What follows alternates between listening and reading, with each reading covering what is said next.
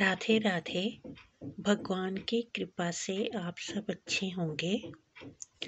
आज के वीडियो में मैं आपको कार्तिक महात्म का पहला अध्याय सुनाऊंगी।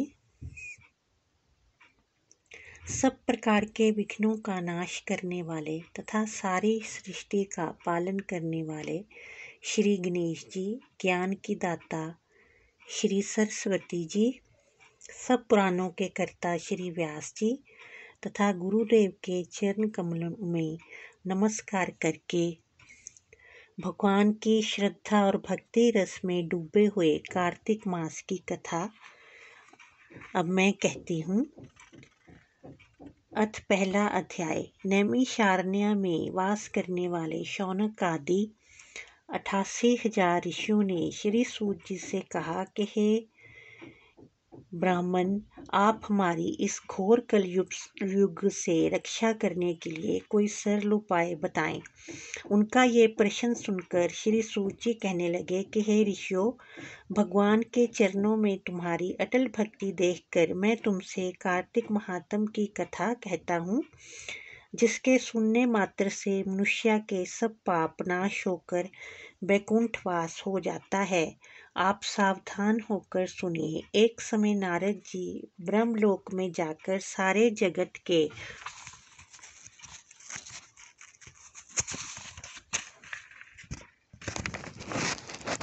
कर्ता श्री ब्रह्मा जी से विनीत भाव से पूछने लगे कि हे पितामह, कृपा करके कोई धर्म उपदेश की ऐसी सुंदर कथा कहिए जो सब पापों का नाश करने वाली हो।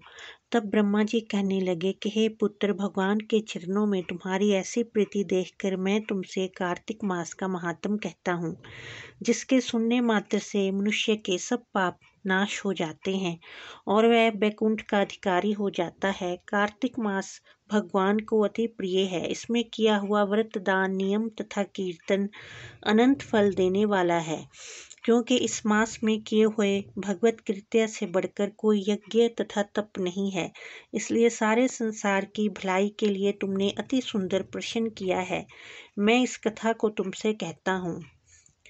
व्रती मनुष्य प्रातःकाल ब्रह्म मुहूर्त में 4 बजे उठकर शौच आदि से निवृत्त होकर सुगंधित वृक्ष की दातुन करे, परंतु श्राद्ध के दिन, सूर्य तथा चंद्र ग्रहण के दिन, एकम, अमावस, नवमी, छठ, एकादशी तथा रविवार को दातुन न करे।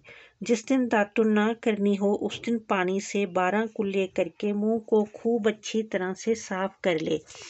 जब 2 घड़ी रात्रि रह जाए तो काले तिल, चंदन, चावल, फूल या कुशा लेकर तालाब, कुंड, नदी या संगम या तीर्थ स्थान में जाकर भगवान से प्रार्थना करे कि भगवान, आपकी और श्री लक्ष्मी जी की प्रसन्नता के लिए मैं कार्तिक मास में स्नान करूंगा।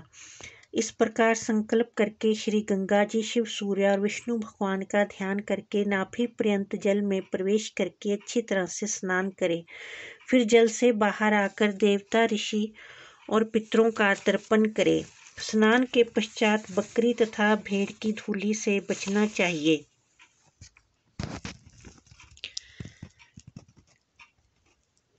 तथा छींक, थूक, कुत्ता, कौवा, ऊंट, उल्लू, शूकर का स्पर्श न करे। इनसे छू जाए तो फिर स्नान करना चाहिए। असत्य तथा नीच से वार्ता नहीं करनी चाहिए। इसके पश्चात षोडशोपचार विधि से भगवान का पूजन करे, भगवान को अर्घ देवे और प्रार्थना करे कि भगवान श्री राधा सहित मेरे सर्ग को ग्रहण करें।